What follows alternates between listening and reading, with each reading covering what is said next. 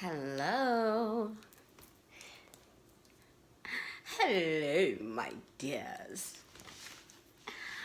And welcome to the Jaguarpaw stripper vlog show with your host, your illustrious host, I, Jaguar Paw, Lady Paw.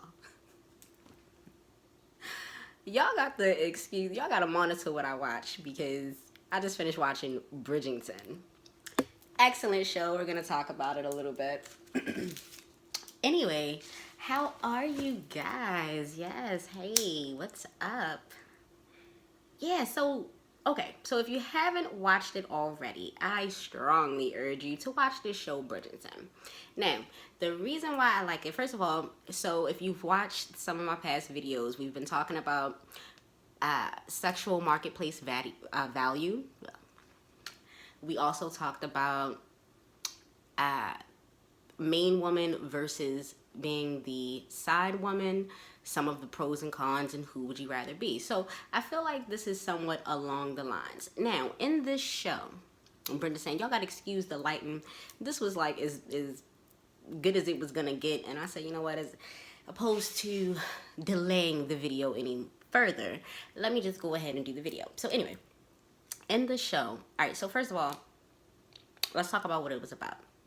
This show is about, I believe it's like the late 1800s, and you have high society in England, and in high society, they are basically in this season of what they call betrothals, or basically a season where the young debutantes are in a season of looking for a suitor, or not even looking, but basically in a season of introducing themselves into society. As a debutante, you make your introduction into society, which they did, and for the most part, it was before the queen. Now, the queen, honey, okay.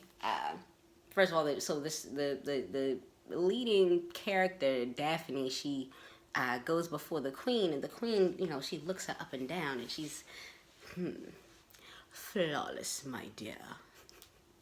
It's like my favorite part, right? So it was like one of these things where you were critiqued on your beauty, your grace, your presence. They also, the debutantes, they were pretty much skilled in needlework, and they usually would have some type of musical talent. So maybe they played a piano, maybe they played a violin, maybe they sing, right? But as a debutante, you were expected to be educated in, some of the worldly affairs, and to be able to hold a conversation, to be witty, to be just pleasant in your feminine essence, right? Now, also the thing was, as a lady, these women were not really educated as far as sexual education goes. For the most part, they were in the dark. Whereas the men, because you had the lords and the ladies, right? So the men, or the gentlemen, they were accustomed to, before finding a bride, it was basically almost expectant that you would go and visit brothels so that you were able to satisfy your sexual perversions, whilst being able to keep the lady that you were intended upon marrying, or courting and then marrying, to keep her virtue intact before it was time to consummate the marriage. Now, why is this important? The reason why I'm so in love with this show is because back in this time, there was no question of the lady's value, right? So I guess we could topic this video, knowing your worth, going along the lines of sexual marketplace value. Now, in this time, sexual marketplace value was completely understood. These women, they understood that their virtue, right? Their virtue was their currency. It was all they had. Because as a lady, as a lady in high society, right? These women weren't going out trying to work jobs, or I mean, it wasn't even expected of them at this point. Now, you did have women who were, paid workers, maybe a seamstress, maybe because and I'm just gonna name some of the occupations that we saw in the show. You saw the seamstress, right? The fake French lady. You saw the opera singer, right? These were women who were able to live in their own free will because they themselves controlled their pocketbook, what they call the pocketbook at this time. This is actually where we get the term pocketbook. A pocketbook, or the purse, was what was basically the family account, and typically the family account was controlled by the men in the family, the head of the household, which was the man in the family. So, all right, so just bring it back to where we are. So, as I said, they understood the value that they carried, and they I mean, literally, the head of the household would fight you to a duel if a man was to put his his sister, mother, and whoever's family members' virtue in jeopardy. It was literally enough to bring them to a duel. Basically, men would be willing to die over that family member's virtue. Why? Because of the value that was sought in it. They understood, hey, they couldn't afford to put that person's virtue or virginity in question. Why? Because that was not only was it their currency, but it also had everything to do with the family's honor and the family's name, right? So, in the case of, let's look at some of the other characters. Now, Daphne, of course, is the main character, right? So she is the, she's the leading debutante. She's called the Queen's Eye. And, so she's obviously a woman in, she's a debutante. Again, she's making her debut, a debutante. So she's debuting into society. And it's the season where, they are accepting male callers. They had male callers, and the male callers, the suitors, would literally come to the house, basically with gifts, bearing flowers or candies or, just whatever it was that they were bearing, showing interest in the fact that they wanted to court them, with possibly having the intention of marrying. And again, if you were a lady in high society, you wasn't about to go out and be a seamstress or an opera singer or this, that, that. Well, maybe you might have been a singer, but the point that I'm making is you weren't. And the younger sister, Eloise, she makes this point. She says, listen, she's talking to her brother, and she says, look, as a man, you have the freedom to go out into the world and do what you want to do. As a woman, I basically am. These women were raised to be wives and mistresses of their households. Okay, so let's look at another character now. This is in the Cape. So we just talked about Daphne and her being a lady in high society. Now you have another character, Marina. Marina is, pretty brown, mulatto sister, and she's coming off of a farm, so she obviously does not have the same she's not a noble. She doesn't have the same nobility or family name upholding her in society, so she isn't deemed a lady or someone who has to be protected in that way in terms of their virtue. Now, not just, again, because we're talking about knowing your worth. So even women who weren't considered ladies, this is just a quick side note, even women who weren't considered ladies at that time, let's say you were the seamstress or the opera singer, or simply you worked in a brothel. Your best bet was to have had worked in a brothel, because not to say your best bet, but what I'm saying is, in terms of pay, right? In terms of pay, working in a brothel would have been, my favorite analogy on Killer Season, the guy says, what you want to have? You want to have the Hyundai or the Ferrari, right? So being a maid, if you were, let's say, to work as a maid or something to that extent at the time, as opposed to working in a brothel, that would have been the equivalent of the Hyundai to the Ferrari. So for a lot of women, it was a no-brainer in terms of when you had to think comparatively about the workload and the reward that you would receive.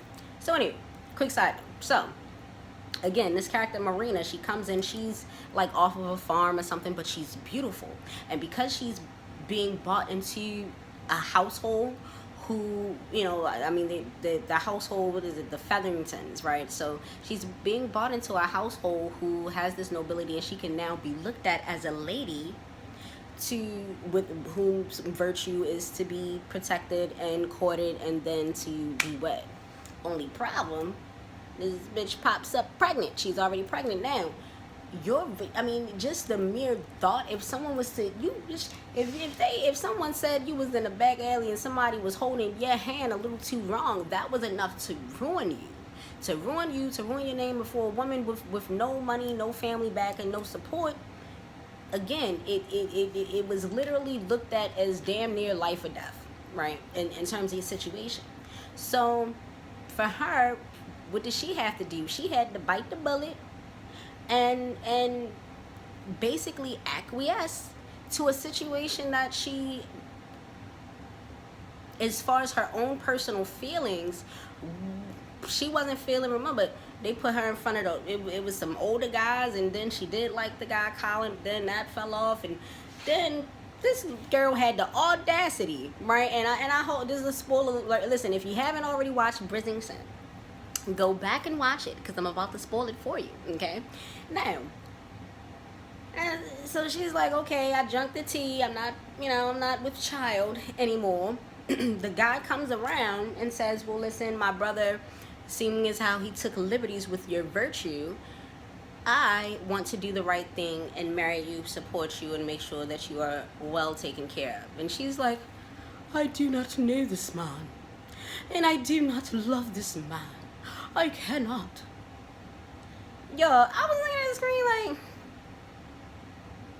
bitch, you ain't got $1 to your name. What the fuck are you talking about? I cannot. No, bitch, you should. You should. Just for her to what? What she do, y'all?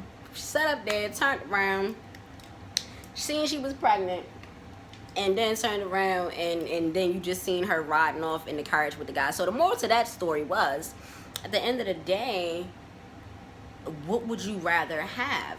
Would you rather have love, which for her died out on the battlefield, or would you rather have security, which she in the end, you know, made the choice to have for her and for her child.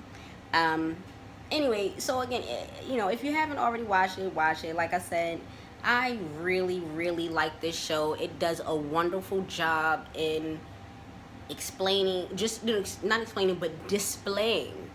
It does a wonderful job in displaying the sexual marketplace, or the marriage, what they call the marriage marketplace, what we know as the sexual marketplace, but it is the marriage marketplace, and how women are ranked in terms of value. Because now you have Lady Whistledam. Lady Whistledam, what she did was, she did a really good job. Lady Whistledam was like social media, right, in terms of putting everything out there.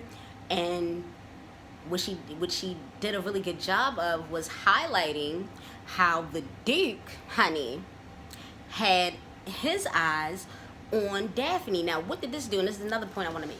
What did this do? This raised her value.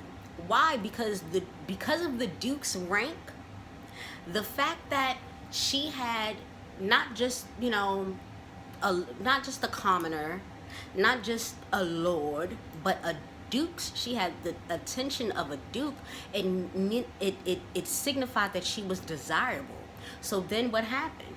Every other eligible suitor within miles away then looked at her as desirable. I'm gonna give you a quick side note. When I'm in the club, right, we get on stage, one thing we know, it seems as though if you on stage and you got that one person throwing money at you, right, what happens is now all eyes are on you. Suddenly all eyes are on you because, people are seeing money. Okay, I was just trying to make sure that my battery going low, y'all. But people are saying money just rain in, right? So it draws in attention. And people wonder, oh wow, well who's that on stage? And damn, and then before you know it, now you got more money coming at you. Why? Because you just it basically was like a beacon. It's like a beacon of light, right? Because why? Because someone deems you desirable. So now others want to see what all the hype is about. And this is what, now again, this is me just relating this to the club and my experience. And this show, again, yeah, because of the Duke's attention on her, now every other eligible suitor wanted her attention as well. So much, in fact, what happened when the prince came around, honey, and when the prince took notice of her, it was because she was the most talked about debutante in the town because she had the Duke's attention, whom now the Duke was basically blowing off all these other, no, he wasn't trying to be bothered, this, that, the third. So because he was the one that no one could catch, but Daphne caught his attentions. Again, Lady Whistledown blows it up. So now in social media, right? Let's say if we had to put it in our times, their storyline basically just gained all of England's followers, right? And because of that, now she's the most popular debutante. So if she was on Instagram, this bitch would have had, 1 million followers, okay? And because of the 1 million followers, now who's looking at her? The prince, baby. The prince is looking at her, okay? So now she has the prince's attention. Of course, all the other suitors are looking at her. So my point about this is, again, in the marriage market and sexual marketplace value, I think they did a really good job of highlighting one of the laws of power, which is to court attention at all costs. She did an excellent job of drawing that attention to her. Their plan worked beautifully. Now, if we were to relate this in our times, there's someone I want to bring up that comes to mind. And that is Corinne Steffens, aka Superhead. Corinne Steffens, during her interview, or one of her interviews rather, she said something that stuck out to me. And she said that